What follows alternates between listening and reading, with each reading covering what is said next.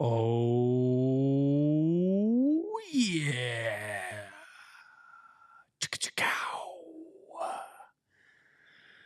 Hello, everybody,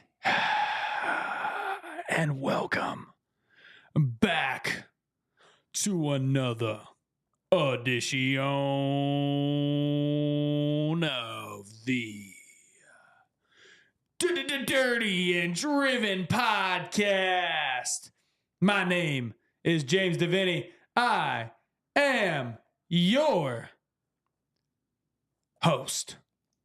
On today's YouTube live episode, coming at you from the streets of Ponca City, Oklahoma. Oh, you can probably. Try to get the shakes. Yeah. Oh, yeah. Oh, man, guys, it is a pleasure to be here with you. We got millions of people tuned in to the YouTubes right now. And I'm coming at you with my... Do you mind? Volume down. I'm coming at you with the one and only Refinery Softball Champion 2016, Casey D. Not a sponsor yet. They're not a paid sponsor. But We don't need to be giving got them some that. bucked up energy right here. How are you? You are all bucked up on Mountain Dew, Chip. Nothing like drinking a energy drink before you go to bed. Yeah. Yeah, dude, it's a evening cool down. Yeah. That evening caffeine cool down. But I'll balance it off with some wine here in a little bit when we're done. Yeah. Do you mix them together? Bucked up and wine? No, but that's kind of the same as the Red Bull and vodka. Yeah. Your upper and downer. Yeah. Yeah, kind of the same thing. Yeah.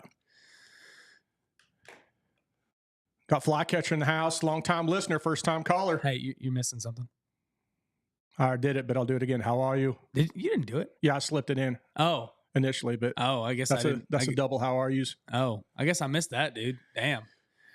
Well, dang, man. It's only been a week since we've been together, but damn, it feels like forever. So it's good. We're here in the evening. Everybody's bitching about like, hey, how come you guys record at 6 a.m. on a Sunday? But that's just how we are, man. And now we're here, 5:30 p.m. primetime TV. It is prime time. We are competing with Don Lemon. Who else are we competing know, with? is It's it like 6 p.m. on us. It's not football season. Maybe so. 60 minutes. This is kind of a 60 minutes time slot, it feels like. Yeah. I mean, there's no football right now. So, yeah, what are we competing with right now for primetime To Catch television? a Predator might be on, maybe. They're always doing that. Yeah. I mean, what's primetime TV anymore at 6 p.m. on a Sunday? I just don't know. World News Tonight, one of them propaganda channels. Oh, okay. The left arm, Left Arm Bandit? Yeah. Okay. Yeah. What's up, Mama Llama? What's up, Tang Levy? Oh, Bazarok's back in the house, straight out of Florida. yeah, buddy. Well, hey, this is the show, if you didn't know, where we bring people to the blue collar world, teach them how to kick ass. We've got a lot of stuff, man. I don't know about you, but I've lived a lot of life in the last week. And that face that you just gave me says that you probably did too. So I'm excited to get into some stuff. Traveled around. I saw a piece of the Midwest I've never seen before, Northern Michigan, good as Kid Rock says it is. And, dude, I don't even know, man. Just so much more. I mean, it's been crazy work-wise lately and just a lot going on. So I'm ready I'm ready for my weekly therapy session to unpack this to a bunch of strangers. You saw a piece of the Northeast Central United States, not Midwest. Well, it's part of the Midwest, though. Fucking dude. They need to change that shit. I don't know, man. I mean, it's different up there. That's for sure. Yeah. I really got down the whole, oh yeah, bud. I got pretty good at saying that. Yeah, you get close to the A-hoser, getting up to the Canada way. You're pretty close up there. Yes. So it's, I was really up in that, oh yeah, bud country. So, and a lot of A's. And I've noticed, people up there are real friendly. And they all say that they think that we're friendlier down here in Oklahoma. But I was impressed. I thought everybody up there was real friendly. I heard a lot of people's life stories that I didn't ask for. Like I was at the grocery store. I was at a Meijer grocery store. By the way, that's a great grocery store. Big fan. Wish we had those here instead of Walmart. It didn't smell like dog piss and BO. And It was clean. So had about the same stuff as Walmart, but didn't smell like dog piss and BO. So that was pretty cool.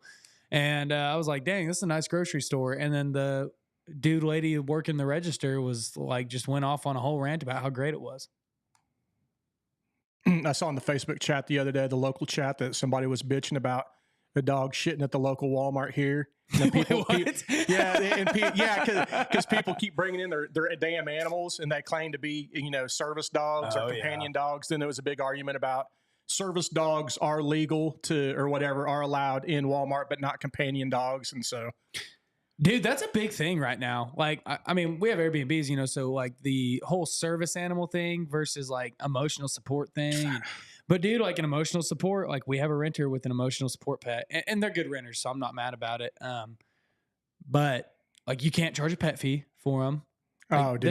This one's like a legit emotional support. Like her son actually has serious issues, and it's like doctor prescribed. It's not just like whenever I was in college, you'd have a bunch of fat chicks that go get a cat or something like that and call it their emotional support animal, and they just get like some fake certificate offline or something like that, or they'd have a doctor prescribe it.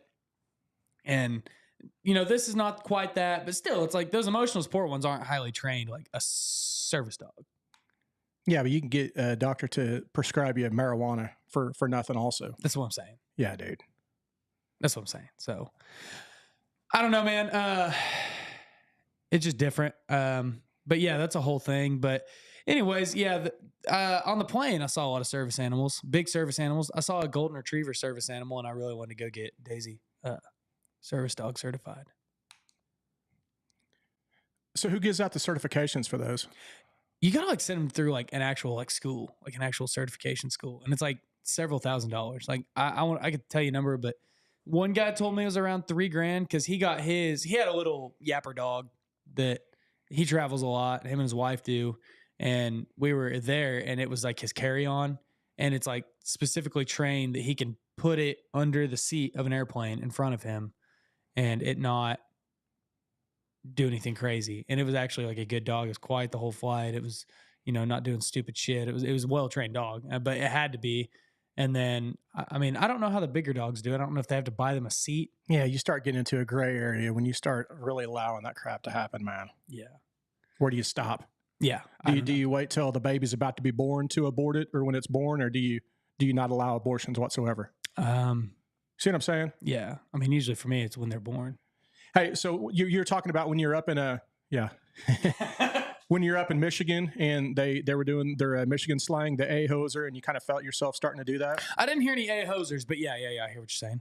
See, now you can relate with the old cackles for president, Kamala Harris, because, when she goes to the South, she has that urban dialect, but, then she'll turn it on when she goes and speaks to the Hispanics.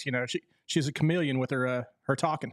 Yeah, dude. I'm kind of like her, man. I'm Midwestern, Southern, Northern, East Coast, West Coast. So you're Indian. Yeah, I'm half Indian, but then you're African American when you needed to be. Yeah, and then sometimes just straight Asian. Yeah, or French Canadian because you'd be up there by the Canada border. Yeah, it depends on how I'm feeling that day. Yeah. Bazarek said, "Stop with the Michigan slang." Flycatcher says, "Dogs at the store, no," and he says, "Dogs at brewery, okay." And I agree with that. I mean, you see a lot of dogs at breweries, certain coffee shops. Brewery. How often you see a lot of dogs at breweries? How often are you at breweries like it's a Walmart? I mean, I don't go to breweries often, but whenever I'm there, you usually see a dog there. I feel like that's a thing. I was at several breweries this last week. There was dogs at all of them. Really? Yeah. Was it the Dalmatian that like Budweiser has with the Clydesdales? No. Dude, that'd be cool though. I want a Dalmatian. That's my golden retriever's my number one. But if, anytime soon we move into a bigger house that can accommodate a second dog, I'd really like to get a Dalmatian. We found out we and my wife took in our stray dog the other day that she got from Walmart that the guy, had in the back of his truck to get his shots or her shots. Yeah. And the vet, we didn't quite know because it's a mixie. Yeah. She is. And the vet said she thinks she's a mix from a lab and a pit bull. Oh, it's an interesting combo. She's a sweetie, and she's being raised by the other sweet dog, so Yeah. she'll be good. I saw initially old Certified Wrench was in the house. He said he may be sick, but he's here. So Yeah. Well, and that's good, man. And especially since he's not putting out content right now, since of how sick he is, it's good to see you here, Colton. And we'll continue to take your listeners and dominate the market. Yeah, somebody mentioned when he made that post that he wasn't going to be able to do a podcast again, that all the listeners were going to go over to Sweat and Grind, but hopefully they came over to, ours. Yeah. Hopefully they came to ours. I mean, we're just a little guy, Yeah, we're the only ones doing lives consistently. Yeah. Who else gets this? I mean, they may not be good, but they're consistent. That's right. You know what I'm saying? Yeah, man. Yeah.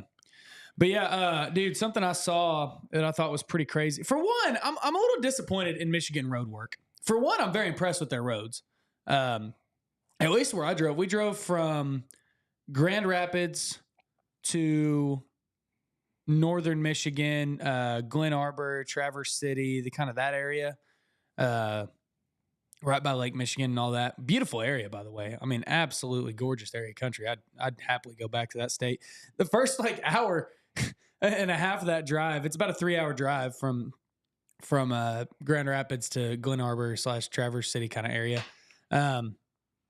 We were staying in Glen Arbor, and then we were doing a lot of stuff in Traverse City. It's about 40 minutes away. But anyways, we're making that drive up there. And the first hour and a half, we were on the interstate, and we were looking at each other, and we were like, I don't know what I expected Michigan to be, but it wasn't this. And it looks like Oklahoma, just flat, trees everywhere, 4-lane highway. And I was like, yeah, this is not much different than home so far. And then we kind of turned off the interstate, and then we just drove state and county highways all the way there. And first of all, the roads are all very smooth, nice asphalt all the way. So that was pretty fun. Pretty cool roads, just windy roads all the way around. As you get closer to the lake, there's some hills and national park right in there. Pretty cool area. And then I'd always heard that there's 2 different seasons in that area of the country, because I used to work with a girl in college from northern Michigan, and she would always say we have 2 seasons. We have winter and construction season. And I had several people telling me, now there's not a lot of crazy road work projects going on in this area, but you'll see some road work. Dude, I didn't see a fucking traffic cone one the whole time. I was like, where's all the road work at? I want to see some asphalt. But you said that the roads were pretty good. They were really good. I was surprised because everybody talks about how bad the roads are in you winter need to figure states. out what they're doing. Oh, unless if you're in big road. So as long as there's work happening, y'all are making money. I'm in big road. Yeah, because you'd hate to put in a road that lasts for 50 years or 100 years. Why not do one you have to repair every 3 months, 3 years? Yeah, dude. I don't know. It was different. I think their soil's different up there because, dude, we were walking around just kind of the resort we were staying, because it's all asphalt. I saw no concrete roads, which was actually kind of surprising. But I think with how many roads they have, I'm sure it's just a cost thing. And none of the roads were just super busy. I mean, even the interstates were pretty wide open where we were at. Yeah. Which I think it gets pretty rural up there because there's not any up in the northern area. We didn't go through any big cities, and we took different ways every time. But really great roads. Very impressed. I would love to know what they're doing. I think the soil is quite a bit different up there because I didn't see hardly any cracks in anything. Even some of the older roads on the private parking lots and private roads inside the resort and stuff, they looked like they'd been there a while, but they weren't cracked up. So I think they have good soil up there. Was Victoria as interested in the roads as you were? She pretended to be for me. Yes. She was looking at the nuclear power plants you were driving by. I didn't see a lot of nuclear power plants up there. She was very interested. The resort we were staying on, I guess, had power surges shortly before we got there. So she knows a lot about generators. She's a big generator gal. Generators and pumps and motors she knows a lot about. So they had a power surge before. So some of the higher end rooms and stuff, they were kind of further away on the other side of the resort, right on Lake Michigan. The ones that were out of our price range, those rooms, but they had these big ass loud cat generators right outside their windows, just going 24/7, just brrr. I was like, man, I bet that'd be lovely at night. Yeah, with that diesel smell or whatever's powering them. Oh yeah, buddy, just right outside your room, man. Yeah. I doubt you could smell them though, because they'd be the tier 4. So, or probably even that one of them was brand new. It's probably even. I think they're switching to tier 5 now on generators. What's tier 5? Super eco. I don't know. I'm not I don't know. We got some mechanics listening. What y'all know about Tier 5? Yeah. Cake's left hand's back in the house. What's up? Bezrek said James hasn't been to Detroit yet, and that's true. Mama Llama says Detroit is not on her bucket list. Yeah, Detroit's not on mine either. Oh, man. Much love from Southwest Oklahoma coming from Tangle Baby. Thanks, Tangle Baby. Good to have you here. Southwest Oklahoma, you were down around that area, weren't you? Yeah, yeah. Is that Lawton? Is that I think she might be around Lawton, but where were you at when y'all went down there and played? Madison Park, which is right by Lawton. Okay. Yeah. I go to Lawton some. Yeah. If you're in the Lawton area, my mom's from Cache, so that's in that area too, small town. If you're in the Lawton area, I was on the Cache Road Waterline project not too long ago. Oh, you were on the Waterline project? Holy shit, man. There's a guy that, oh my God, this guy was on the Waterline. No, she's probably going, holy fucking shit, when are you guys going to get done? I'm so fucking tired of driving through that goddamn Waterline project. They're talking about fucking roads and water lines. Dude, that job's fun. Flycatcher said she only knew 3 pumps from James, buddy. You ain't wrong. It's all you need. You know, there's parts of Oklahoma, we talked about this before, that if you drop somebody in certain parts of Oklahoma, you could swear that you were, you know, in the mountains somewhere, the Appalachians, like southeast Oklahoma. Yeah. That's not where the Appalachian Mountains are. No, I was saying like you were in a mountain range somewhere. Oh, yeah, Wichita Mountains. Yeah, because you were saying it was a lot like Oklahoma. It's flat. And it isn't. No, there's, you know, obviously parts of Oklahoma that are pretty scenic. Yeah, dude, definitely. Yeah, there's definitely a lot of different stuff. So, anyways, Michigan's a cool state. We have a lot of listeners from there, so I really wanted to give some love to the Mitten. Michiganians. Yeah. It looks like the Caribbean Sea, dude. Lake Michigan, whenever you get on the shoreline. I mean, it looks like the ocean. It's pretty cool. How was the sand? Very nice. Oh, dude, I did this dune climb. So they have the Sleeping Bear National Park, I guess it's called. Yeah. And they have the Sleeping Bear Dune. Did you see my story on that? I posted a story on Instagram/Facebook, and let me just show you a picture. So first of all, there's a sign posted at the top. It says lake levels are high. The only way out is up. Rescues cost $3,000. Keep yourself and our rescuers out of danger. You can see the sign. I took a picture in front of it. I saw that. So what? So that's a whole thing, dude. That was crazy. So my buddy, we were up there for a wedding. I don't know if I mentioned that, but we were there for his wedding day, and he was like, "Man, I really want to do something hard," trademarked, with all my buddies. So me and his brothers and his dad and a couple of his other friends went to this national park. He just kind of found out his dad had done it because he went to this national park and he did this whole little dune climb. So you start at the top. Here's kind of a video from the top. Oh, okay. Yeah. Yeah. So you can kind of see the bottom. You can't see the bottom from there. It actually goes and it even humps down even more. Get to that camera. But it's super steep. You go down and then there's literally no way to get back up unless you just climb straight up. And it's like a huge incline. What kind of incline do you think it is? Like literally about what my arm is. More than the roof. Yeah. At the Trump rally. Yeah. That the supposed sniper was on. Yes. Yeah. Yes. Yeah. You can kind of, here's a little better picture of what that looks like. Oh, getting a text. Wednesday 9 or 10 is what the text said. Yeah. You know, so you can kind of see terrible image. I need to figure out how to screen share my phone. But yeah, you can kind of see, here's another good one. Just steeper than hell. And it's a quarter mile down, a quarter mile back up.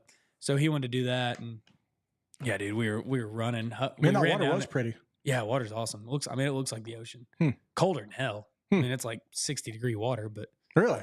Yeah, it's cold, dude. What was the temperature while you were there? High of one day it hit like 80 degrees, and they were like, "Boy, oh yeah, bud, sure is hot out here today, huh?"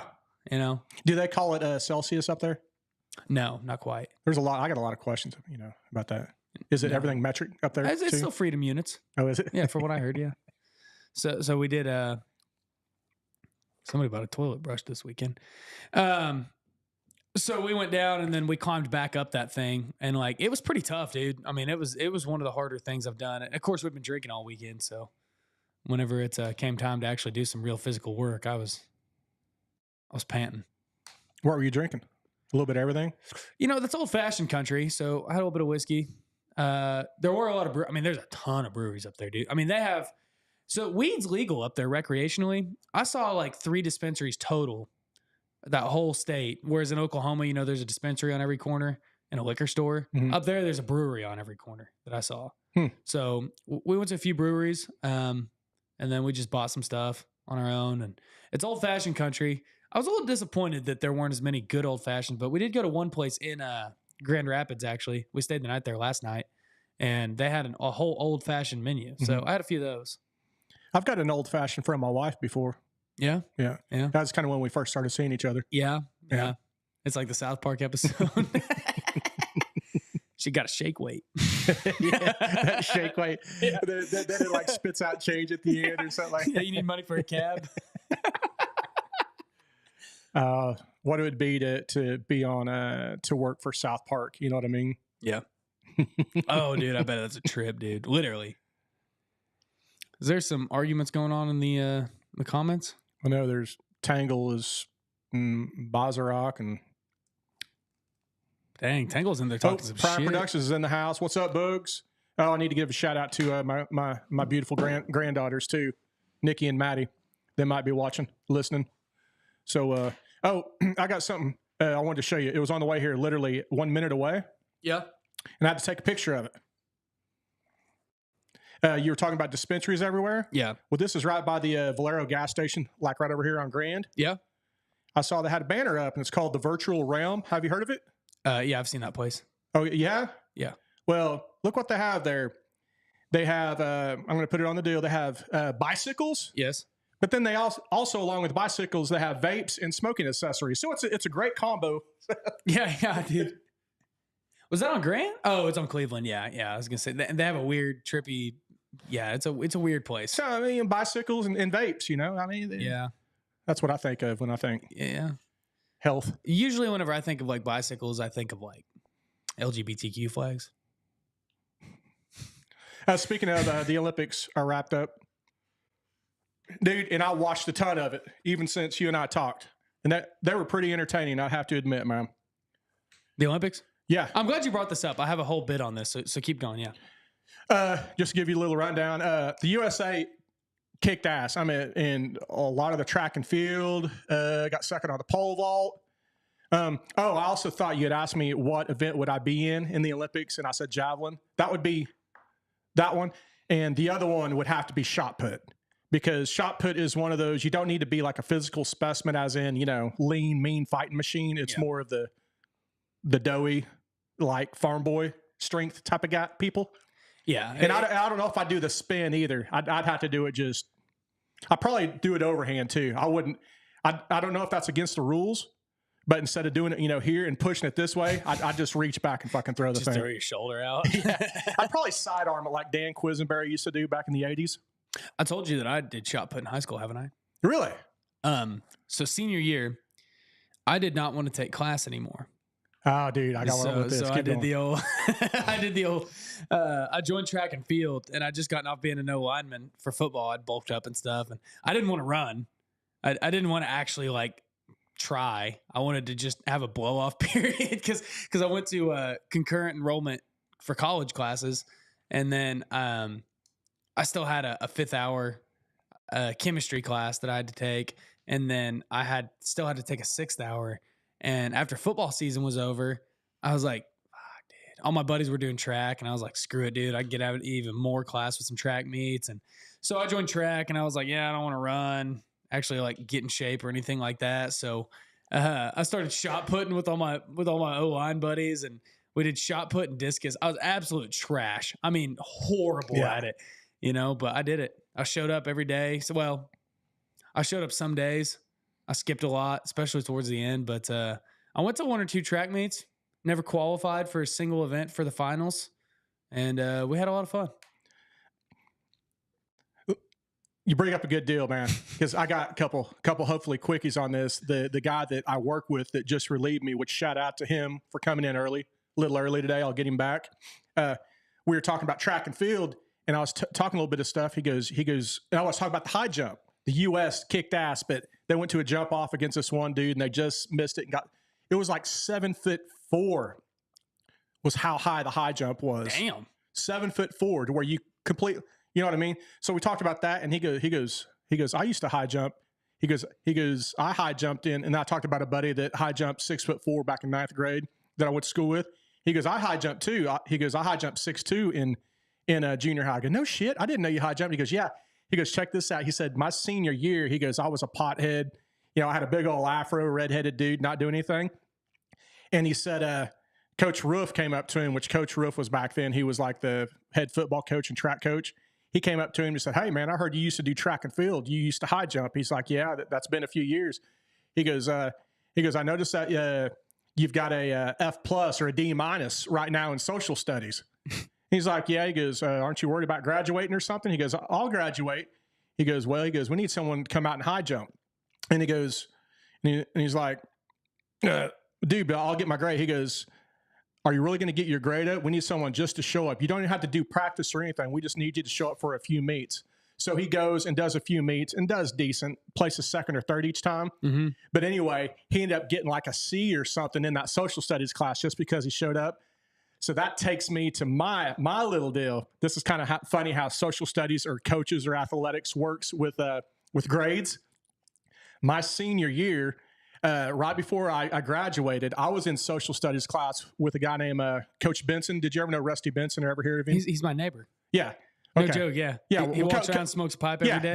Yeah, he was doing it back then. Well, Coach Benson was my brother's coach back in 1990, even in the late 80s for football.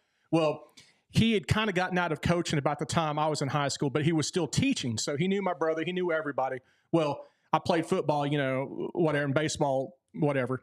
And football had just gotten over, and it was spring.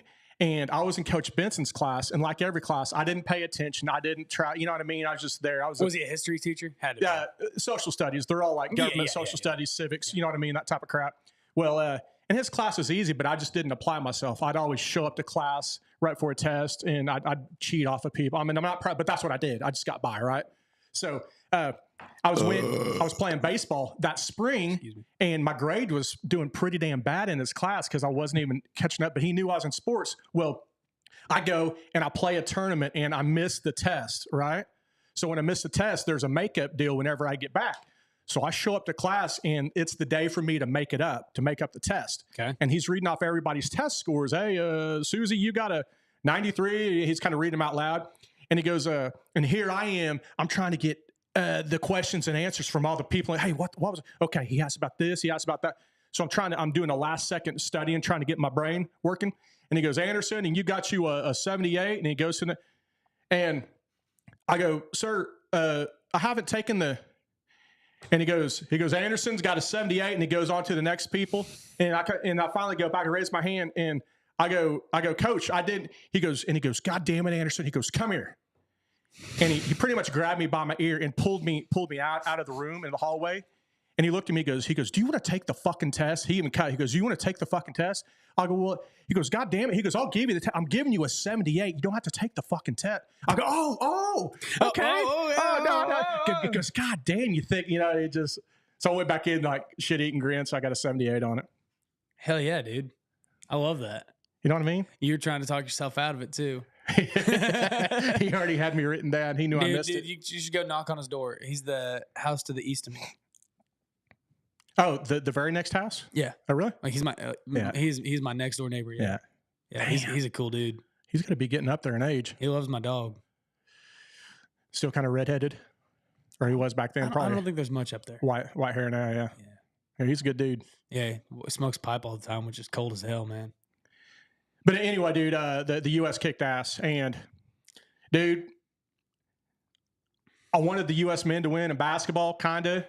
But the only reason I wanted them to lose was because of LeBron. Who did win? France? Well, in the finals, both the men's and the women was USA against France in both men's and women's basketball in the finals. Dude, I didn't know the Frenchies had that in them. Neither did I. And the Serbians, they said the Serbians should have been on the other side of the bracket of the U.S. men because they were like the best team aside from the U.S. men, right? Yeah. But the U.S. men played them in the semifinals. And, dude, the Serbs a bunch of just farm boys, if you know what I mean, right? Mm-hmm. Against our athletic guys, if you know what I mean. Oh, yeah. The Serbs were up by 17 during the game against the USA men's Olympic team. And I'm like, hell yeah, dude. So, oh, sorry, carry on.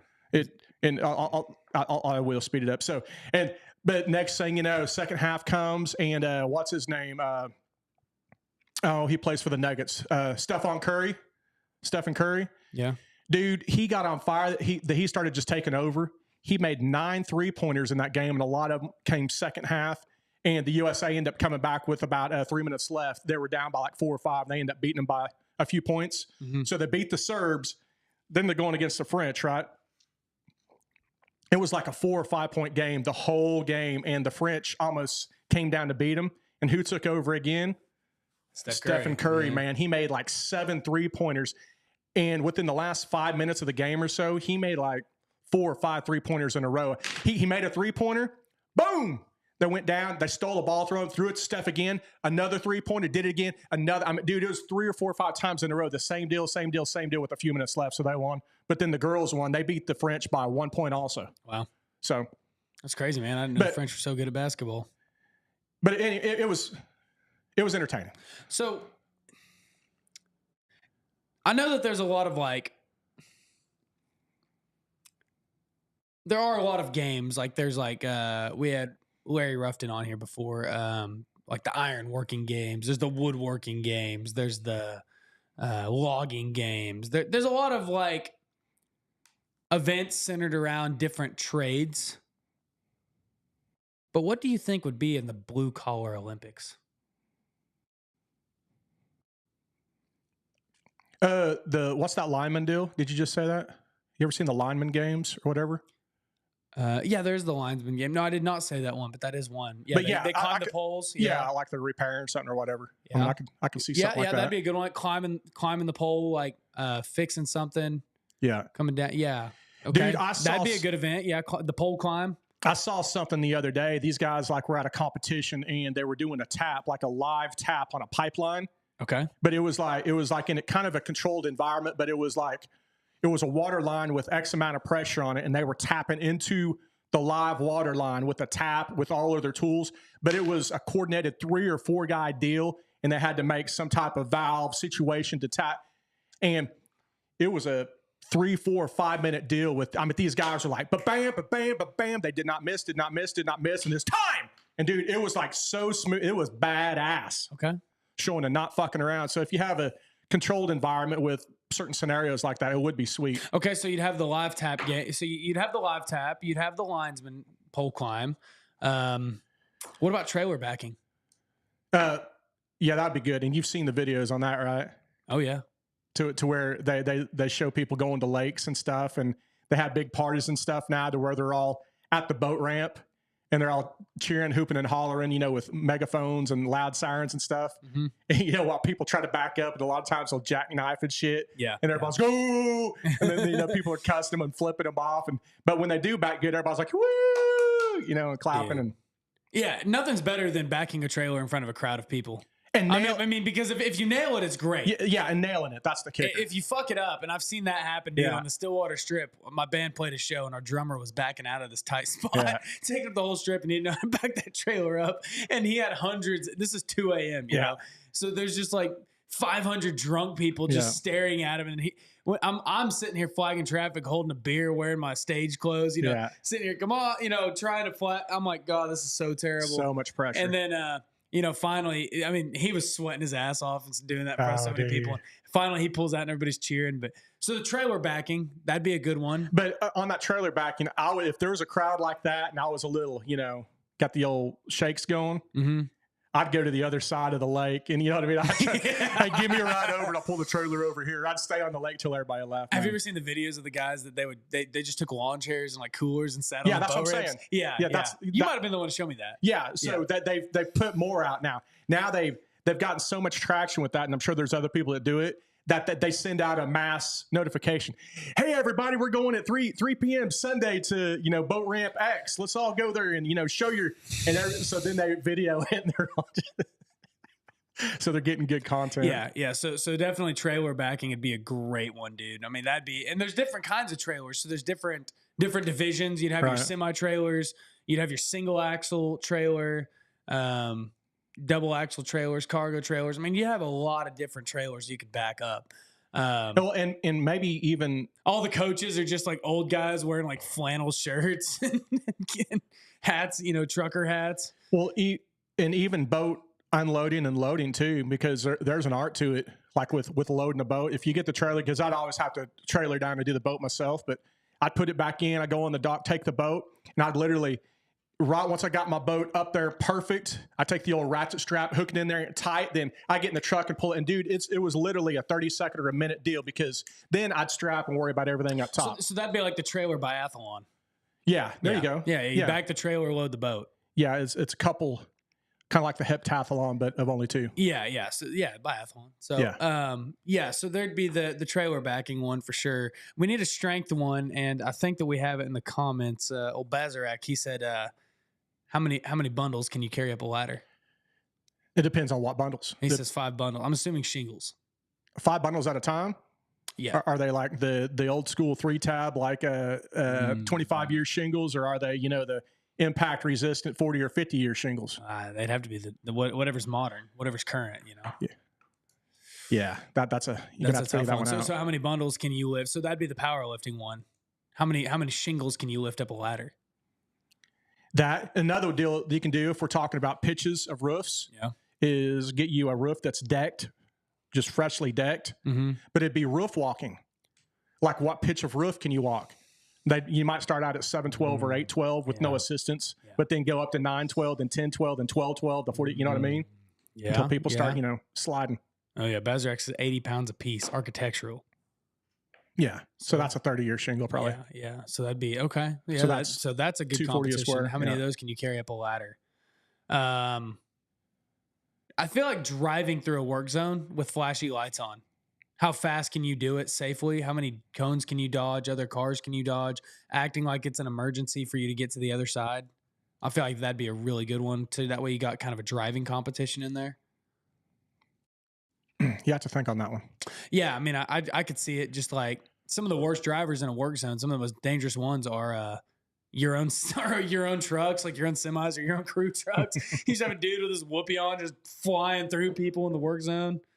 Just that kind of stuff. Just nailed that camera. 1412 pitch. Damn. What is that, backwards? No, but that's beyond 45. So a 1212 is this, right? So Okay. 1412 is even steeper. Shit, dude. Yeah, there's no way you could walk that. No way. That's about what that sand dune was. No, not 1412. 1412, you're almost having sand that starts falling and never stops. Yeah. That's what else would there be? I feel like we're missing some stuff. I feel like there'd have to be something with a sledgehammer. Yeah, you ever see that one guy? The concrete bust. Yeah, there's that guy. There's that guy on he's got a TikTok or something, but he's called the whatever demolisher, but he goes around and instead of using a jackhammer, and just jackhammering out sidewalks and shit, this guy, he doesn't fuck around. He takes whatever pound sledge and just, and dude, he just nonstop breaks it. And you can see the rebar still in there, but he's breaking the concrete apart. Something like that. Yeah. So how quickly can you bust up a 4-inch concrete pad? Yeah. That'd be a good one. Yeah, that'd be a real good one. Because that's strength and speed, Rebar bending. Yeah. I mean, I think they have old... that in the iron working games. Yeah. Oh, do they? I think that's one. Yeah, I know they have rebar tying. I bet they have rebar bending. Putting together rebar cages or something. That'd be a good one. But could it be assisted, or could you have to do it out in front of you, or could you do it over your head, or over your knee, or over your thigh? That I don't know. I've never been to that. Over your wang. Over your wang. That would be impressive if that was the ultimate move. Yeah, you'd whip it out and just. That was the only way you could bend like 3/4 inch rebar. That was the gold medalist. Yeah. Yeah, that'd be a good one, man. God, what else? Comments help us out, man. I mean, Bazarex is concrete work. I mean, yeah, but what specifically? What you know what I'm saying? There's got to be something with shovels. I'd say the hot asphalt shovel. So you got the concrete busting, and I say asphalt over dirt or rock just because the heat, and it's a little bit heavier on your shovel. You can get a little more because it's sticking together. how quickly can you shovel a pile of asphalt from one pile to another, or for a guy to rake it? It could be a team sport.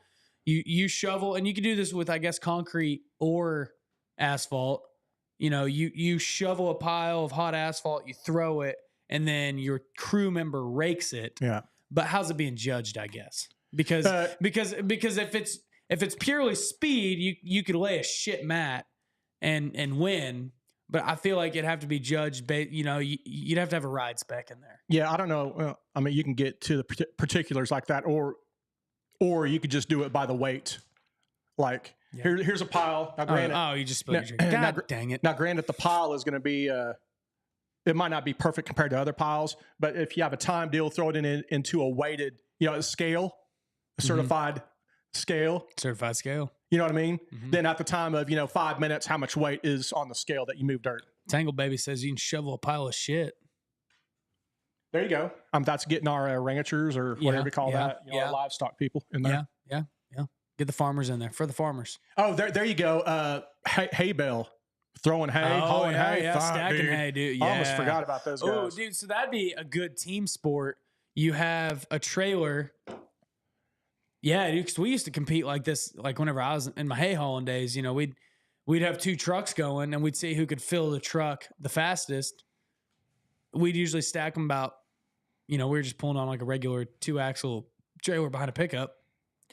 We'd usually stack them 4 high with 2 on top to kind of hold it together. Yeah.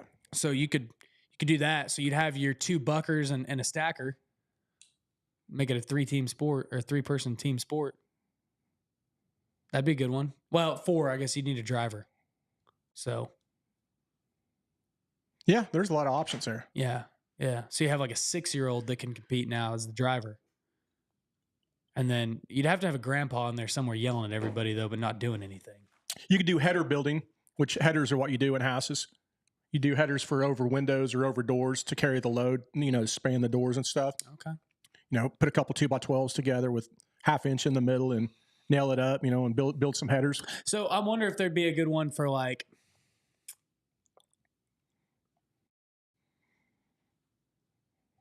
chug 3 beers, hit the joint, and then do this. What would that be? Roofing?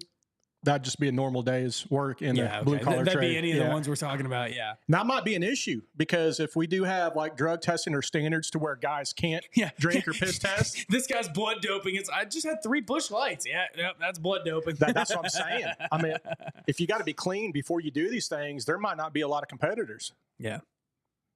You ever think about that? Yeah, that's true.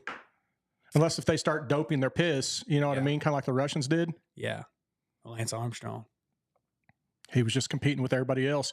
Did you know that? Yeah, you just see some guy just injecting. You're like, hey, what are you injecting? It's just Busch Light. He's just injecting into himself. I can make up a number, but did you know whenever they took Lance Armstrong's gold from him, when he won whatever that year was, when he got tested hot, they literally had to go all the way down to like number 16, 17, or 18 in the field that didn't test hot for piss. No shit. Yeah, on finishes. Oh, that was the one. That was the clean rider out of. So like he said. And just like back in the Jose Canseco days and Mark McGuire's and all those guys, everybody was doing it. Yeah. You know what I mean? Yeah. I mean, if you want a good paycheck, if you want the numbers up, if you want to look like a stud, you better get on the juice. The old I didn't have sexual relations with this woman kind of thing. Which they're doing it today. Yeah. Just different ways. I'm sure it's different. Yeah. I mean, tell me this.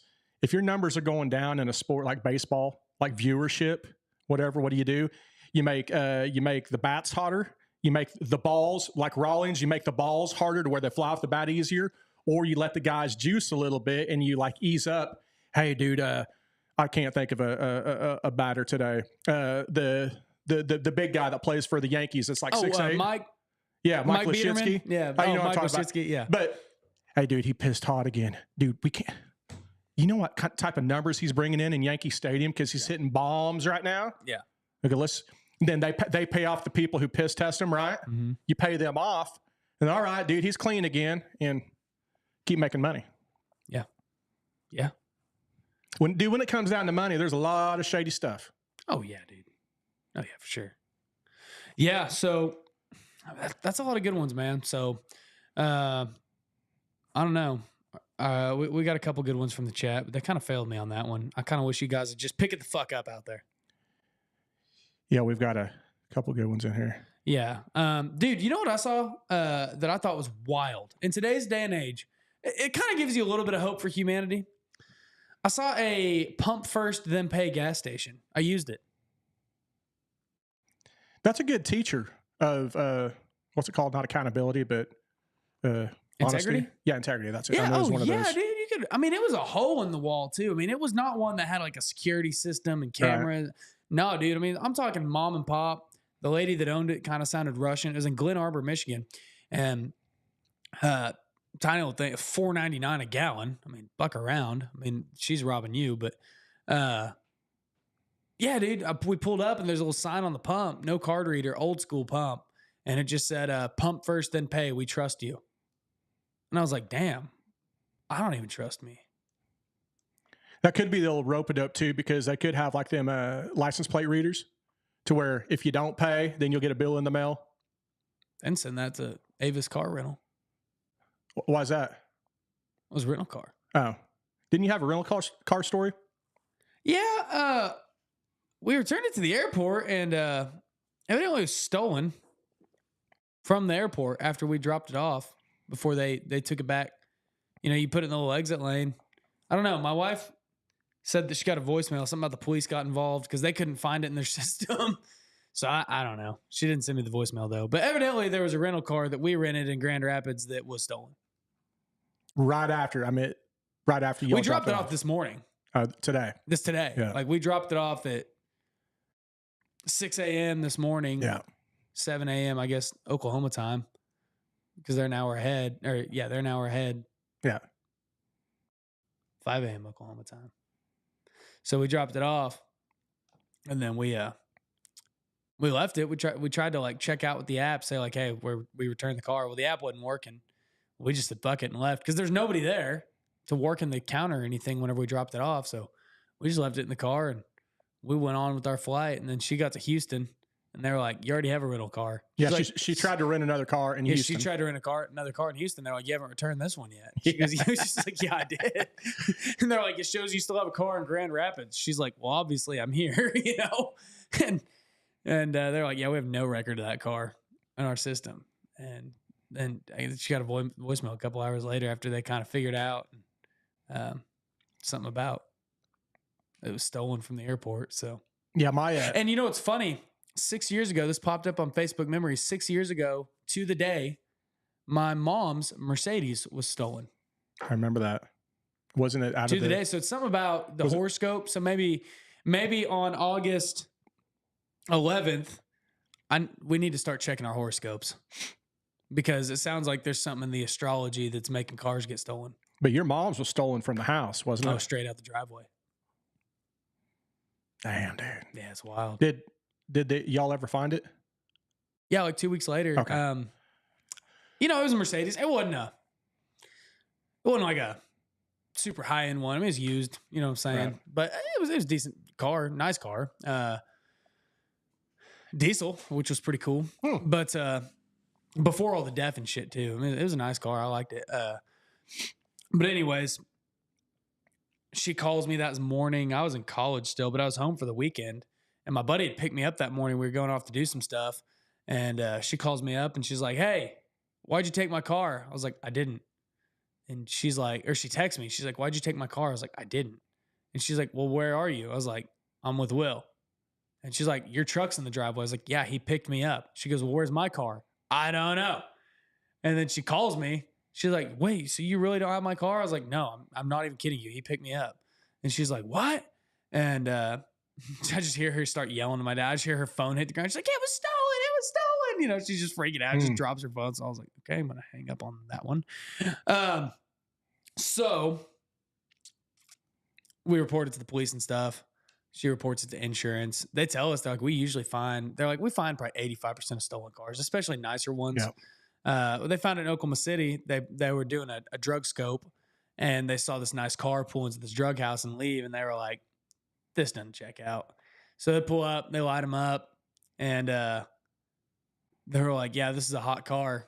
And he goes, "This ain't a hot car. I bought this fair and square." And they're like, "Where'd you buy this?" He goes, "I bought it for $80 3 days ago." Oh yeah, You know, that's a hell of a deal. had a hell of a deal on a Mercedes, boy. So I'll tell you what. So she got it back, and you know, I didn't even think it was that bad. Insurance totaled it, but I bet they only did like maybe $1,500 damage. They ripped the mirror off, tore up some of the carpets. It wasn't too bad, but they totaled it. She got a new car.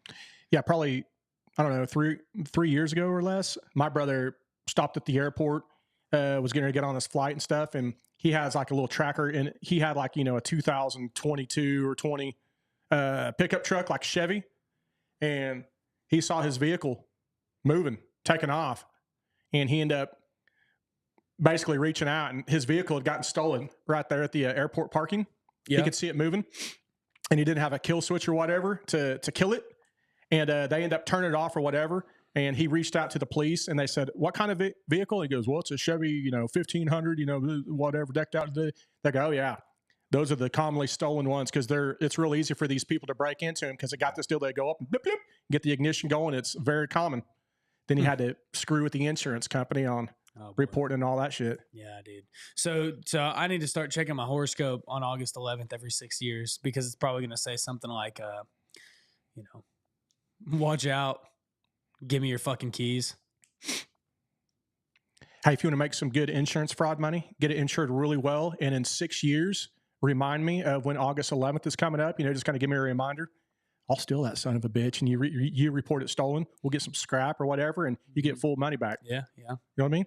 Well, maybe. So I actually have some other friends that got their car stolen. I know a lot of people have gotten their car stolen. They got it stolen in Alabama. They had a Jeep. It was like a Jeep Grand Cherokee or something. It was a nice car. They were in Alabama, and these kids stole it out of their parents' driveway or something like that. These kids stole it, and dude, they trashed this car. I mean, I won't tell the whole story because it's not really my story to tell, but I mean, their car got really trashed. Like, it should have been totaled. And just with how high used cars have inflated, it didn't get totaled out. Yeah. I mean, it should have been. I mean, they fucked it up. Like body damage, interior damage, motor damage. It got into a high-speed police chase. I mean, just all sorts of screwed up. It should not have been It should have been totaled, and they didn't total it. Yeah. Hey, I saw in one of the comments here they're talking about cow patties. Did you see the competition? Did I mention that to you about where they have cow patty throwing competitions? Mm-hmm. Did we ever talk about that or ever show you? No, I don't think so. So it's been going on for a few years in some town. It might be a few towns now, but they literally have a cow patty throwing competition to where the guys kind of throw it like skipping a rock. I think I don't think they throw it like a Frisbee, but they throw it like kind of sidearm. Yeah. That would be a great competition too. Yeah. Cow patty throwing. Patty chunking. Yeah. Did you know that we used to search for grub worms under cow patties fishing? Oh, I believe that.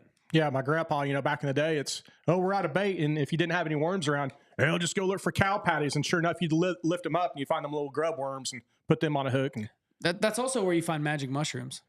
Oh, yeah? Yeah. As a kid? No. Oh. No. A lot of adults do that. There's certain areas where they're more prevalent, and I couldn't tell you where, but that I've heard of farmers, having to run basically, hippies off that are looking for mushrooms under the cow patties. I wonder if the poo gives a better high, if you know what I mean, a better trip. I don't know. I saw some for sale on Facebook Marketplace the other day, and I texted one of my buddies who's a lieutenant at the police force. Is that high up? I think so. Yeah, it's a rank. One of the higher up ranks. And he goes, "Those definitely came out of somebody's litter box." Yeah. So I was thinking when you were talking, what about human shit? What if you get sure you could get in right conditions mushrooms to grow out of human poo? I guess. Psychedelic mushrooms? Yeah. Maybe we're onto something there. Maybe Ozzy Osbourne's poo. Yeah. Damn, dude. Back to the Bluecollar Olympics thing. I think if I had an Olympic team, I would want shirts that say "hired from the neck down." Nothing wrong with that. No. My boss was telling me the story. Well, was it him? Yeah. He was telling me a story the other day about they had to fire a guy one time. They were doing they were putting in a gas line in Oklahoma City, and they're working in somebody's yard. You know, they're putting in yard lines from the main to the house, right? They got a contract with ONG, Oklahoma Natural Gas, and this lady come out and she's talking. She's like, "Oh, how come this is going on? How come's that going on?" She's complaining. She's talking. She's going on. Finally, they were like, he looks at her and she goes, "What are you guys thinking?" And he said, "Ma'am, I'm only hired from the neck down. I wasn't thinking nothing." Yeah. And she went off. I don't think he kept his job. Probably not the best customer service right there. What's better, being hired from the neck down or the waist down? Depends on who hires you. Yeah, I guess it depends on what field you're in too. Yeah. The service industry. Yeah. I mean, if I'm in construction, I wouldn't want to be hired from the waist down. I told you about my one roofing company that I wanted to come up with called Speedos and Boots. Yeah. See, that'd kind of be like a waist down company. Boop. And you get a lot of them elder women, the women that came in, with a inheritance or whatever, the rich husband that passed. And they'd be having you tear off their roof like every 6 months and put it back on because they wanted old Speedos and boots up there. Yeah. So Bazarek says neck down is waist down, but I disagree. Neck down is I wasn't paid to use my head. I was paid to use my body. I'm a grunt. Waist down is I'm a gigolo. That's, like I said, that's perfect for Speedos and boots. Dude, I told you about the old lady whenever I was landscaping that would always want us to strip down and swim in her pool, didn't I? No, say it again because I don't. Well, back whenever I was landscaping, there was this old lady. She's in one of the nice neighborhoods in town. I think she's passed away now because I don't think she lives there anymore. The landscaping looks different, but spent a lot of time. We did a big landscaping project in their yard. And she had a pool, and she'd always be like, "Oh, on this hot day, you boys are free to go swimming." "Oh, thank you, man. We appreciate that." And then she'd always be like, "You're free to just take all your clothes off and hop in that pool. You can just go swimming in your underwear. You don't even have to do that if you don't want to." And I was like, "Thank you. I'm just going to go home whenever I'm off work." She's like, "It's hot out here, boys. Feel free." And she'd come out like 3-4 times a day. Yeah. We probably worked there for a couple weeks. She'd come out 3-4 days a week. She's just Herbert the perfect. "You boys are allowed to come out and you can just get down right in your underwear." Ooh, Chris. Ooh. I was like, I get that I am a solid machine of speed and romance. See, back in the day, we were looking at an equivalent to Hooters, but from, with men, and it was going to be called Bellies. And so the sign would be a big sign called Bellies, but in the middle, it'd be in neon saying, it'd go beer, then it'd be Bellies, beer. And then guys would walk around, with just like a half shirt on with their old guts hanging out. So we were in Denver, and there was actually a place that we thought was a male Hooters. It was called Rudders. we pulled up Udders. I guess Udders. No, Rudders. I know, but it had the same font and the same letters as Hooters, and we were looking for a place to eat. And it was really the only place around that looked, like we pulled up their menu and we're like, "Dude, this better not." We're like, "All right, we're gonna go in and see what it is." Ended up being a barbecue place, a bomb ass barbecue place at that. I mean, it was good. I remember I was pretty drunk whenever we walked in there, and I went in there with one of my buddies and his dad was the one that was like we didn't think anything of it at first. And he goes, and he's English, and he's like, "Oh yes, Rudders. I believe this is the male Hooters." We're like, "What?" And then we went in. It turned out to be a barbecue place, but we thought it was a male Hooters. So that would be a good name for a male Hooters, though. Rudders. Yeah. Pokes.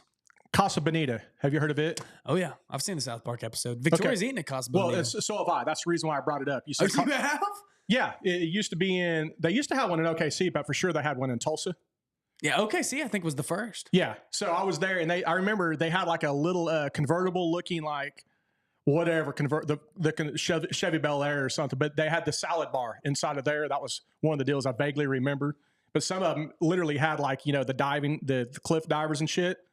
But you do know that I might have mentioned it to you that Trey Parker and Matt Stone ended up buying the one in wherever in Colorado, and it's open now. Yeah. It's the only one Victoria went to. Oh, she did? Yeah. She said it was awful. How long ago was it?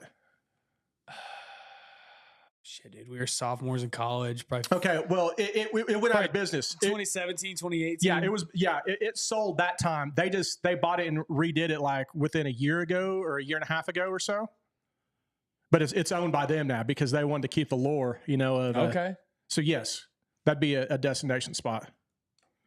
Shout out to Boogs, Aiden, what's up? Primal Productions in Ahayos. Yeah, dude. Casa Bonita. Victoria says it's terrible. So we'll have to, next time she's on the show, we're gonna have to bring that back up because she's talked about it on the show before, but that might have been like one of them single digit episodes. That might have been BC. That's right. Now, we might have mentioned it before. I don't know if you mentioned it or if that was before Casey. No, yeah. How do you like the JC or the JD, KCD and James D? Yeah. Did you see that little deal I did? When? That I on my stories or whatever it's called. Oh, I guess I missed today. No, it was a day or two ago. I talked about the Dirty and Driven podcast, and I had the music, and then it said featuring. Then it was KCD, and it was me with my hand in my pocket shooting the gun. You know the guy shooting the gun at the Olympics. Yeah. And then it shows the one all lean back, swayed back, shooting James D. That's a Tuesday. Dude, I was making that, and Melody was like, she goes, "Why are you laughing so much?" I was sitting beside her, in the chair, and I'm just this deal I'm making with me and James. It's fucking hilarious. She goes, "God," so I showed it to her, and she's like, "Oh my God." Dude, speaking of like our theme music, I just learned what that song actually means. So that song is called "Double It Up." It's by hit rock band Fading Fast. I just learned what that song means. Do you know what "Double It Up" means? No. I can speculate. Speculate. I was just thinking of either double shots or a double in baseball hitting, No, and in fact, I always thought it had to do with gambling because the guy who wrote it is a casino dealer. And it has nothing to do with like sports. Double Down? Yeah. Nothing to do with sports, gambling, drinks. It has to do with the he calls her the PC pass around. And that's the theme song for the show, so if you listen to that intro, the bow, bow, bow, bow, in the end, it's about wearing 2 condoms to fuck a whore. That's smart. Yeah. That's what it means. So that's what our theme song is. Double rap. Yeah. I've been meaning to touch on that. So go listen to that song. Great song. We played it for a reporter today. Oh yeah, live. I guess. I guess. Yeah. Would, right? He was there taking pictures. Right. I was like, tell the nice reporter what the song means. So, anyways, yeah, go listen to that song. Doubled Up by Fading Fast. So when are y'all playing again? Oh, we have a whole fall tour. But is there something upcoming really quick? September 2nd. Okay. Labor Day. Right. On Labor Day at the lake. And then we have a bunch of other shit. We'll be playing Kansas, Oklahoma City. We'll be playing all over the place. New Havens. And speaking of, doesn't your favorite blue collar duo? Don't we have a live radio interview this Friday? Yeah, we do. I'm glad you reminded me of that. On the yeah. W Buzz. Yeah, dude. Casey and I are going to be taking on AM radio this week. I love it. I listen to AM radio a lot. I don't have in my trucks. I don't have satellite radio. I just still have the radio. So you're the one. Yeah, I'm the one that keeps it afloat. But there's still something about an old record player hearing the cracks and the whatever. When you hear a song playing, you can hear the non-perfect. The same deal with the AM radio. That little, that reverb in the background. Yeah, just a little bit. And hearing people talk, man, it reminds me of my dad, my grandpa. Yeah. And plus those guys, I listen to those guys quite a bit because they come on, I think like at 7 a.m. or whatever. They have like an hour and a half show or whatever morning show. So, yeah, dude. Yeah, it's a fun little show. I've been on it before, so I'm excited to do it again. Tens and tens of people listen to it is what they told me. Maybe we'll get a few more. Yeah. Yeah. So, AM radio big time, says Mama Llama. Hell yeah. It's a good radio show. So I'm excited. So Casey and I will be doing the Dirty and Driven podcast live from AM radio. Will they let us do our own live while we're on? Or is that infringing on? I don't know. Yeah. I don't know if we're stepping on toes. They just have to have good internet. And I don't know if they're in that far into the century yet. Well, dude, is it right across the street? No. Where's it? They're located? It's on Central, by my parents' house. Okay. Yeah, it's a different one.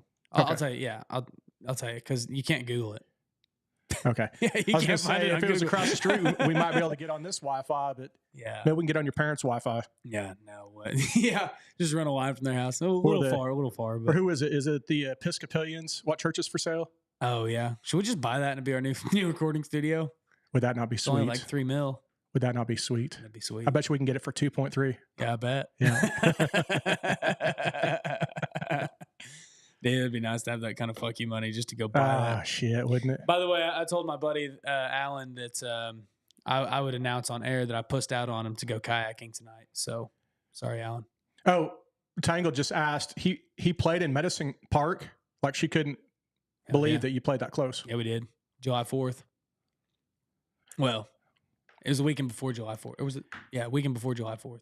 So is that a deal? Did they have like a stage or something where bands play there quite a bit, or Yeah, every now and then? they do like 5 music festivals a year down there. Okay. Yeah, they do a lot. So I'm sure you'll do it again. Yeah.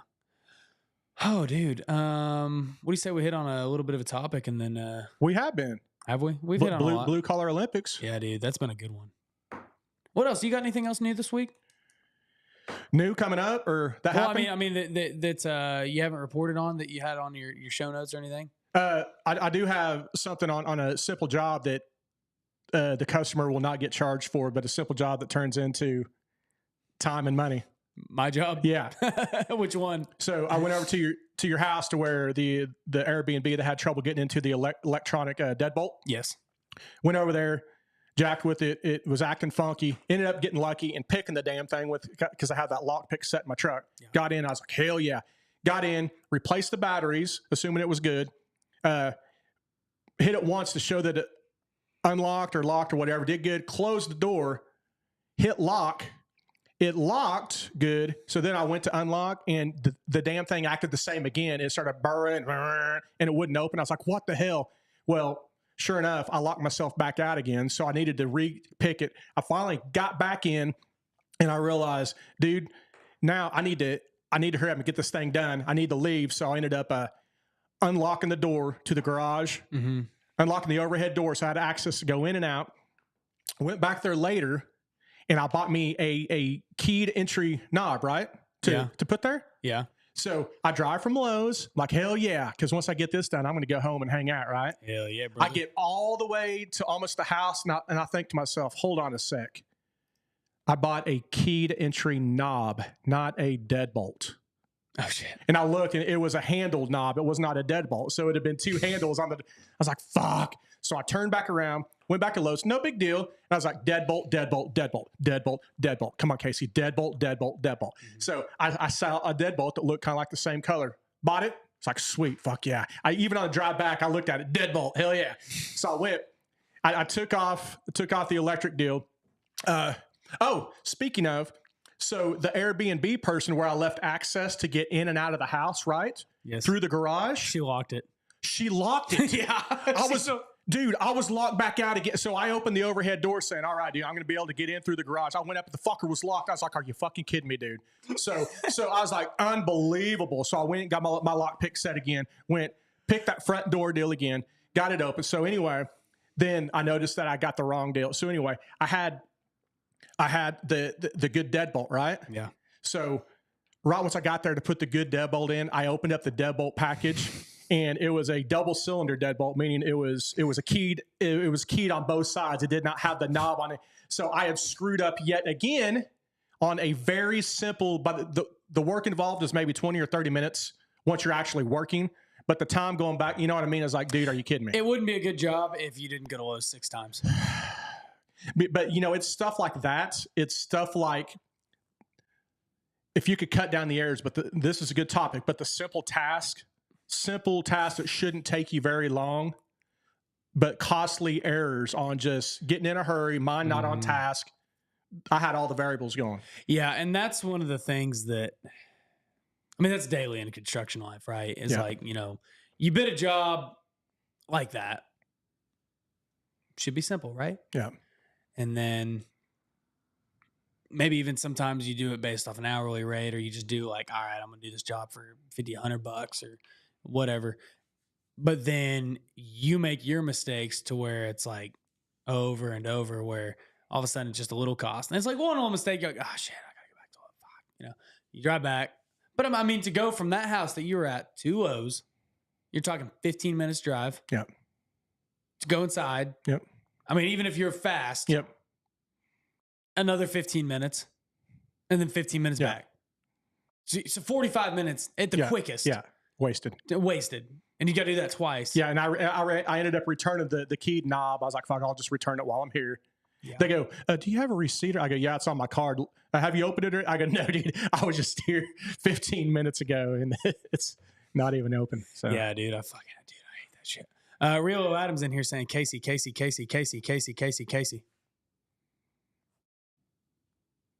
What's up? Reload? That's what I say. Yeah, dude. That's the hardest thing, dude. Like, especially like in my line of work where you got a big crew and you've got so many people that can make those mistakes. Like, let's say like for us, a small job is an $8,000 driveway. Mm-hmm.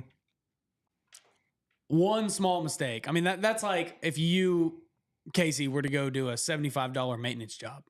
You know what I'm saying? Same kind of levels. Should be a simple, quick, easy job.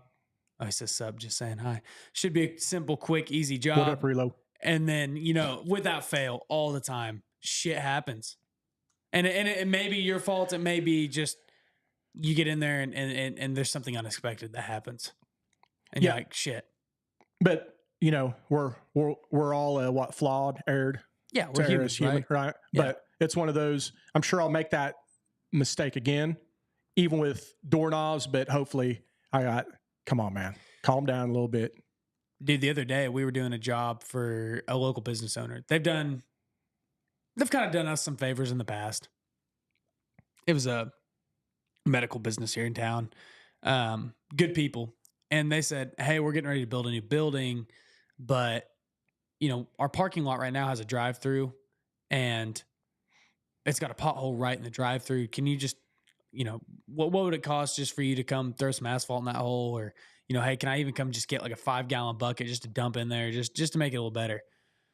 Because you know what, you guys have done a lot for us. Just wait till we are laying one day and we'll sneak over there in the evening after you close down or something, and we'll just knock it out for you. We'll just throw some asphalt in that hole.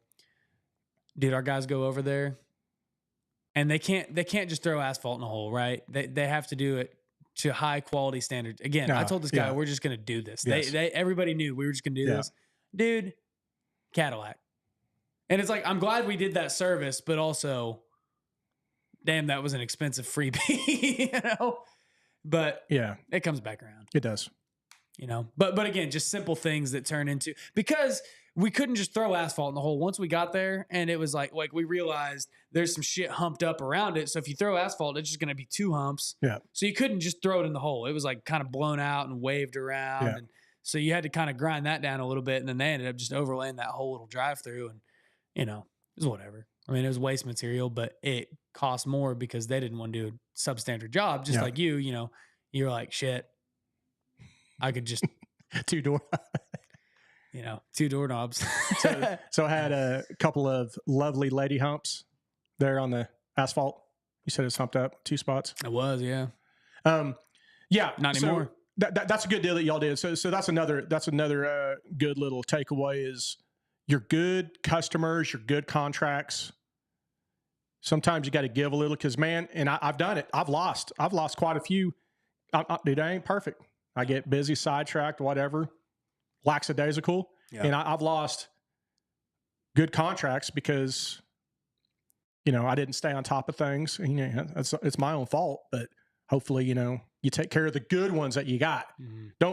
Because especially being a one-man gang, or if you're a small group, a 2-person or a 5-person crew or business, man, all you need is 2 or 3 or 4 good customers, mm-hmm. and they can take care of you from here on out. Yeah. Whether it's an HOA or wherever it is, man, those are the ones you want. Mm-hmm. Yeah, dude, it's interesting because you want to take care of your good customers, but your good customers typically know you're making money. Like you have to make money, and or if you're going to be a good contractor, you have to charge a reasonable rate, and your good customers understand that. So hopefully you have people that you can give them the best rate you can while also being straightforward and open. And hey, this could happen, and that's something that I've had to start doing is, hey, this could happen on your job.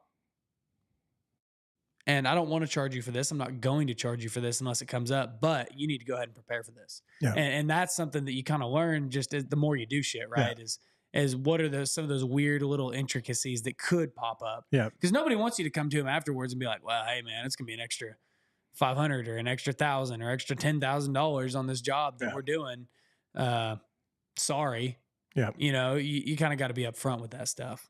But how do you know to be upfront? Because sometimes, I mean, I've ran into it several times on parking lots and things where you think it's going to be a straightforward, easy in and out job. Goes shit. In fact, I got an email while we were talking about a guy who needs us to come fix something because we didn't have that clause in there, because it should have been easy, straightforward, big ass parking lot job that we just go and overlay and be done. Right. But no, the base failed on us. And so we've had to go back and fix some spots because base failed. All right. And it's like, you know, you want to take care of them. You don't want your name drug around, but also we're losing money at this point because we've had to fix some unforeseen issues that they didn't want to pay for after the fact. Yeah. And you don't want to charge them for that. You don't want to come back to them. You don't want to be the contractor at the end that goes, oh, hey, it's going to be an extra $25,000. Sorry. Hope you can pay for it. How do you prevent the base from failing? I mean, it's going to happen, right? Yeah. I mean, you don't prevent it. I mean, there's times where you can tell it's going to fail, where it has already failed. Right. And then sometimes you start getting heavy trucks on it. Yeah. You don't think it's going to fail because cars have been driving on it for years. Yes. You know, it's got some cracks, but it's fine. But then your trucks start getting on it, and water pumps, especially we've had a wet summer this year. Mhm. If it'd be dry, it probably would have been fine. Right conditions. But it just you know, starts pumping that water up to the surface. Yeah. And then the more the trucks drive over it, the more it starts busting up. And it's like, fuck, you know, and you could go to the customer and you could say, hey, we need to go ahead and talk about this, see if you can get, but whenever it's like something where it's like a business or a church or something, and they've got a committee and you got to get all the funds approved through the committee. They have a budget. Dude, it's a lot of times it's just cheaper to eat that cost and let your crew just keep working so they can get it done that day than it is to ask for more money. Yeah. And, you know, sometimes you can go to them and say, hey, you know, this wasn't our fault. You know, we really need to do this. And then sometimes, as long as you're not doing it all the time, right? I mean, if you do it sometimes, you just tell them, hey, you know, we ran into these problems. We fixed it for you. You know, it's not perfect because we had to do some shit and, you know, you guys couldn't pay for it. We get it. We're helping you out. But this is kind of, you know, some of the little things. And it's just a tough scenario to be in sometimes. I mean, most people say, well, you got to go to them. You got to ask for money right then. It's like, well, that's true. But when you got 15 guys out there and you got asphalt made, sometimes you got to just patch it and figure it out cut later. it out, cut your losses. You know what I'm saying?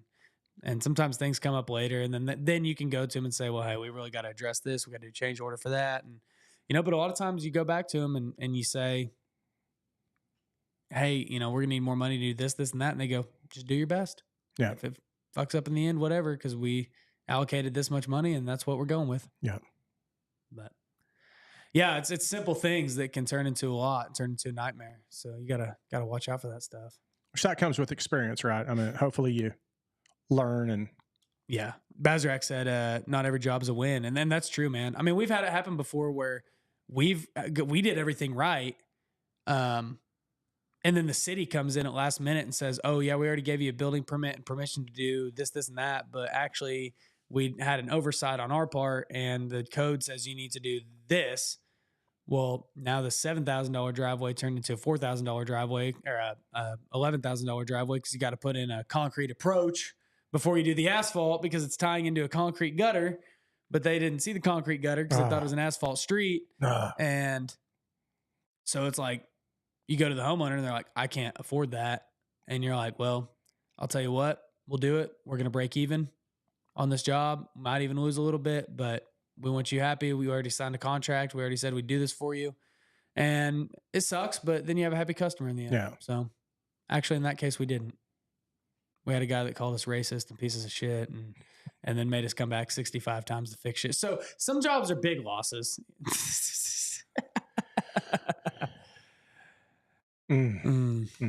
That's just contracting, man. I mean, that's the fun of it, right? Yeah. That's the business side. I mean, that's the side that a lot of blue collar guys don't see.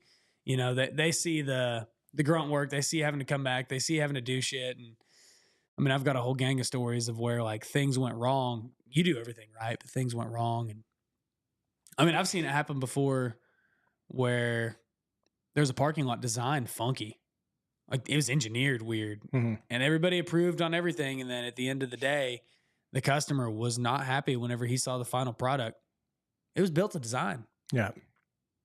And he's a big player, big dick guy. Yeah. And sometimes you just got to do some shit to make those kinds of people happy. You know what I'm saying? Yeah.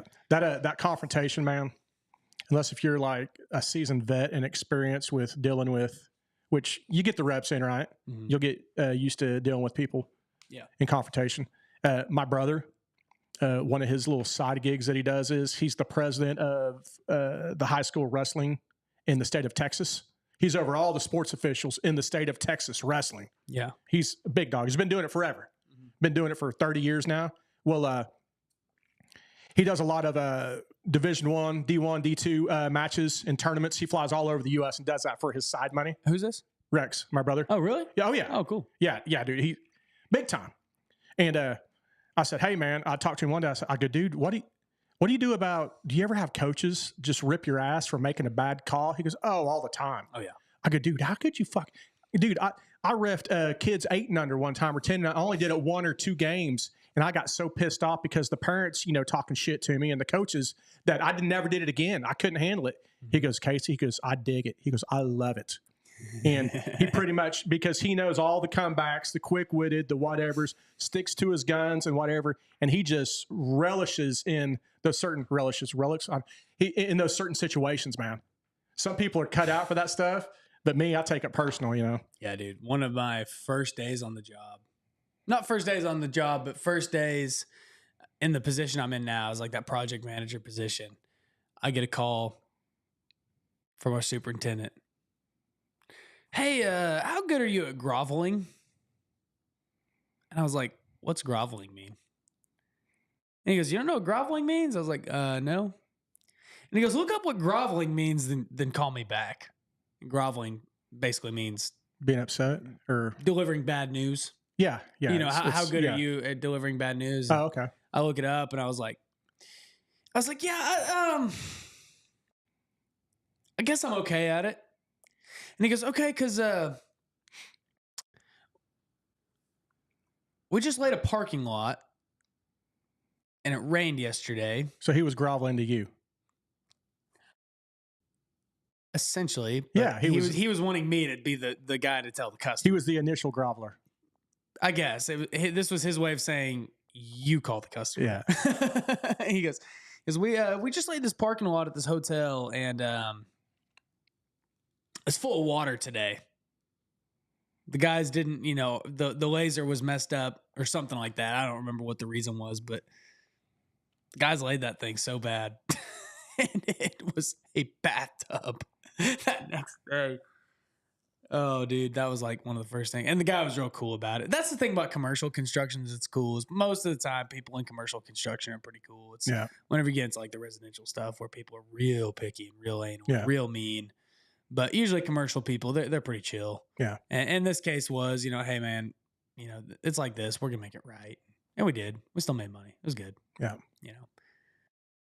And we're a high-end paving company. So I'm not sitting, like, we're not shitty. Like, I know I'm telling all the bad stories, but the bad stories are the ones we're telling, right? Nobody wants to hear the story about, like, yep. Another win. Yeah. We drove through. We paved a Cadillac road yesterday. Yeah. Looks great. That's not fun. That's not exciting, right? Yeah. It takes a lot to do that, but nobody wants to hear that story. No, not at all. Yeah. So, anyways, man, you got anything else today? No, I'm trying to get through some of these comments here. There's a lot today, man. Still shout out to Real Items. I'm sure Primal Productions is still on. So what's up, Bugs? Love you, buddy. Mama Llama, love you too. The girls, obviously my shout outs to Nikki and Maddie and the gang. Yeah, today we had the most total lives I think we've had, whopping 25. So thanks everybody who came on and joined us and commented and contributed. It is fun having the live comments. I do enjoy that. It's fun to read them off. Be sure to like this video. There's a few of you still on right now, quite a few of you. Like the video if you don't mind before you log off today. Share the show if you don't mind. That helps us grow a lot. And leave some comments on the video if you don't mind. That way we can keep that algorithm juicing up. Support us, in any way that you can. I just named a few free ways that you can support us. Share the show. We're out here every week. Casey and I spend a couple hours every week away from our wives, away from our families, out here trying to put bread on the table with these microphones. We've spent some money on the studio. We need to spend some time in here making it look a little nicer, but that comes with time. We're going to have some good guests coming down the pipe. It's just been me and Casey lately just because our schedules have been so effed up lately. It's been hard to nail some people down and figure out exact times we're going to be doing stuff. So we're going to keep doing the live shows. But anyways, on the website, buy our merch, give us a tip in the tip jar if you want to support us monetarily. Keep your eyes out for some more stuff we have coming down the pipe, some video courses that we're working on. Maybe a Bluecollar step challenge we're about to get going. So we got a lot of things coming down the pipe. Anyways, review us too. Review us on Apple. Review us on Spotify. 5 stars. Those are free ways. I'm rambling on now at this point. Casey, make me stop rambling. Yeah. Hey, I want to give a couple shout outs to both Relo Adams and Garth Wood.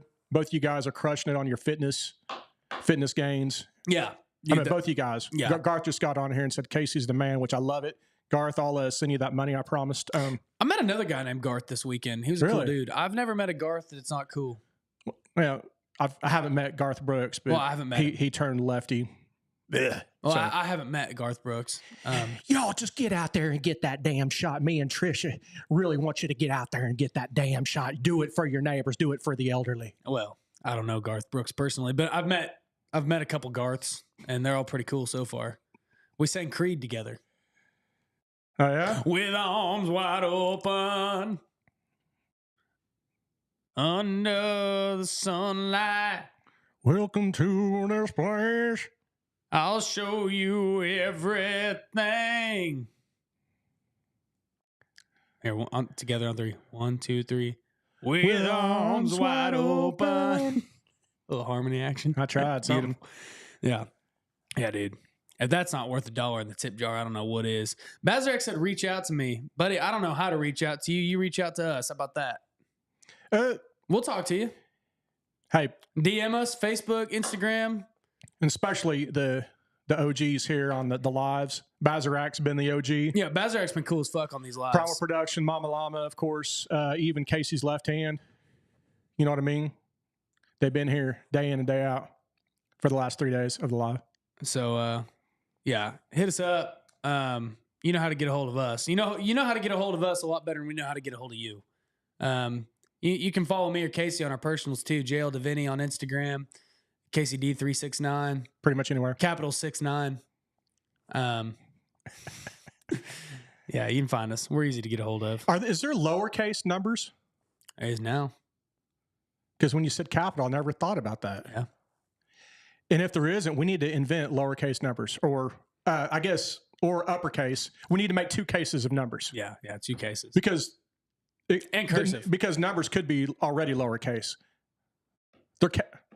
Are they even cased? What do you call that when there's not an upper or a lower case? Well, you have packs and you have cases. Dude, so the lower case, I guess, would be the pack. That'd be like a 6-pack. Yeah, and then you'd have like a 30 case, 30 rack. When they rack came out with the 30-pack of Keystone Light back in the day, game changer. Did you know that most states don't have 30 packs? Really? Yeah. Damn. Dude. A lot of them have 24s. Some even have 32s. Then I don't remember where it was. It might have been somewhere in the Midwest. They had a 96-pack of like I think it was PBR. Might have been I want to say Minnesota.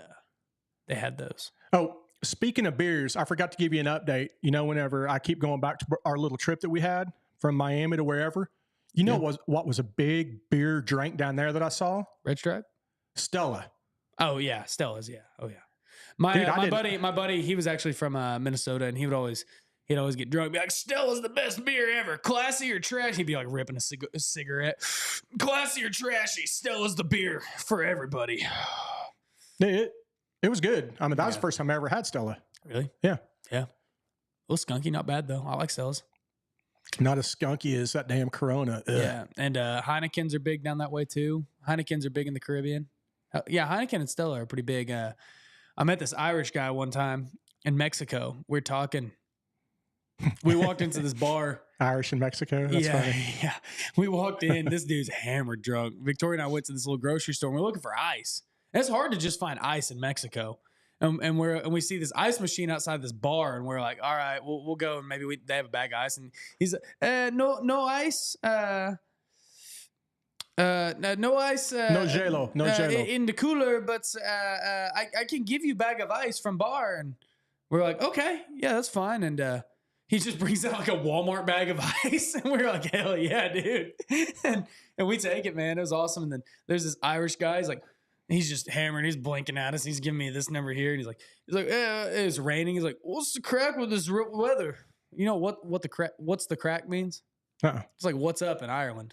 That's how them Irish people say, what's up? They say, what's the crack? I learned that. I talked to this Irish band one time, and they taught me what's the crack. So I spoke the language a little bit. And I was like, oh, yeah, well, what's the crack with this weather? I was like, we're in the tropics, dude. It rains. Well, I've vacationed in the tropics before, and it doesn't rain like this. I was like, it rains like an hour every day. Yeah. That's kind of the tropics for you, man. Yeah. And anyways, we get talking. He's got like 5 empty Heinekens in front of him. He's just drinking by himself at this bar. And we get talking. I told him, I was like, and he's like, yeah, I'm from Ireland, da-da-da-da-da. And I was like, yeah, we're from Oklahoma. He's like, Oklahoma, they drink a lot of beer up there, don't they? I'm like, I guess, yeah. A lot of people do. And then we get talking. I was like, yeah, I like Guinness. He goes, hey, Guinness is all right, but I can't go out on the lake. That was a little more Scottish right there, Australian. Yeah, I'm not very good at my accents. Yeah, I've been practicing oh yeah, bud. So that's what's in my head right now. But yeah, you're pretty good. But he's like, I can't go out on the lake and drink 15, 16, 18, 20 beers. I'm like, okay. He's like, these Heinekens, they're not bad. They're pretty good. This is what we drink. And he's like, and Coronas, holy shit, not bad. I've learned that in Europe, not bad means really good. So anytime they say not bad, and then he's like, yeah, I can't drink 15, 16 Guinnesses, but I'm on my 23rd Corona and Heinekens. Yeah. I'm like, good night. He's pissing all the time. Yeah, he's just fucking gone, man. Hey, speaking of big beer drinkers, I remember a story. I know we got to wrap up here soon, but Head Country Barbecue, Oh yeah. Back in the day, their son CR, he did all the. I think he still might do it, but he did all the catering for him, like all over the U.S., like football games, big functions, big OSU guys. So they would always do the big OSU, tailgate catering parties for Head Country Barbecue. Yeah, I was down at when he was doing the catering at OSU, and I was talking with him because he's been working all over. This is back in the mid to late 90s, and we had a free pass for all the beer we could drink there and all the barbecue we could eat. And while we're bullshitting with him, go, man, there's a lot of beer being sold here. Do y'all move a lot of beer here? He goes, decent. Is this the most beer? Is it in Oklahoma? He goes, no, dude. He goes, the most beer we ever see drink, and it's every year, is up in Wisconsin area. Oh, I believe that. He said those fuckers go through beer like no other. I believe that. Like I told you, dude, up there, it's breweries everywhere. I mean, that's where most of the beer is, right? Yeah. That's where a lot of the breweries are. Yeah. Yeah, dude. That's a cool area, man. I mean, if we could take a dirty and driven road trip up through some of those Midwestern states up that way, to us, it's the North. To them, it's the Midwest. But like from Oklahoma's perspective, Wisconsin, Minnesota, and Michigan, all that's like, they all call it the Midwest, but I consider that North. Yeah. I mean, you have the Northeast. But we can change that if we start saying it, believing it, and just pumping it, kind of like the media does. I think we would lose a lot of our listeners because that's where most of our listeners are at. But if we're doing propaganda, so if the media keeps pushing that Kamala Cackles is good, and was it Tim AWOL? They call him Tim AWOLs, her vice president nominee guy. Mm-hmm. If they keep pushing that she's the greatest ever, keep pushing, then maybe people will believe that. So if we keep pushing that the Midwest is really the North, Wisconsin, Michigan area, maybe people will believe that it's North. Yeah, maybe. Did you hear about Tim Walz? I want to get political real quick. Okay. Kamala's pick for vice president. They've been calling him Tampon Tim. Okay. and they've been calling him Tim AWOLs. You know why they call him Tampon Tim? Because he had it in Minnesota when he was a governor, to where they required having tampon machines in every boy's restroom. Oh. And you know what the people defending it was? Well, you never know when the girls are going to run out of tampons, because then there'll be spare ones in the boys' restrooms because they won't use those. That was one of the deals that they used. Another one to defend it is what they said was, well, what'd be great is if boys had extra tampons. That way, if girls ran out of tampons, then the boy could give a girl that tampon. Then he would get so many requests for prom. He would be that great of a guy because he had extra tampons that he could get out of the boys' restroom. Okay. And they also called him Tim AWOLs because right once he was in the military, right once he was supposed to go off and fight in, I believe, it was Iraq, he ended up, he deserted. And the guy that took his place pretty much said, oh, yeah, dude, he pretty much went AWOL when he thought he was going to have to go to combat. Okay. But he claims he was in combat. I heard, what's Trump's Vice President Vance? JD? I know a guy named Jody Vance, not the same guy. There was one that I heard the other day that he liked fucking couches. Really? Yeah. My wife brought it up. She's like, did you know that he liked fucking couches? I was like, what? And she's like, yeah, he wrote it in a book or something. This is some TikTok thing that somebody did. And then I was like, what? She tried Googling it, and it was like, no, he never wrote it in a book, but also like he's been asked about it. And he never it went viral on the internet that he likes having sex with couches. And then, and he never denied it, I guess. But I can see if the in between the pillows just right. Yeah. Yeah. Just right. Yeah. Yeah. I wouldn't write about it in my biography, but that's something I could get behind. Or in front. Dude, we got to wrap this sucker up. Did you know that Trump almost got assassinated a few weeks back? Yeah. You haven't heard anything more about it. They just, let's move on. Neither did he, at least out of one ear.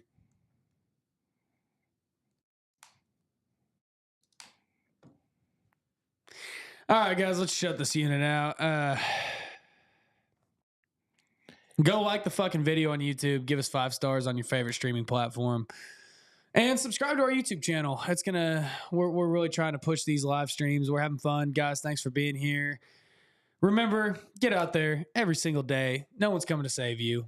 It ain't going to be Kamala. It ain't going to be Joseph R. Biden. It ain't going to be Donald J. Trump. Nobody's coming to save you. So the only thing that you're going to do is you got to improve yourself. You got to work on yourself. And by doing that, you have to challenge yourself mentally and physically every single day. So get out there and do something hard today. By God.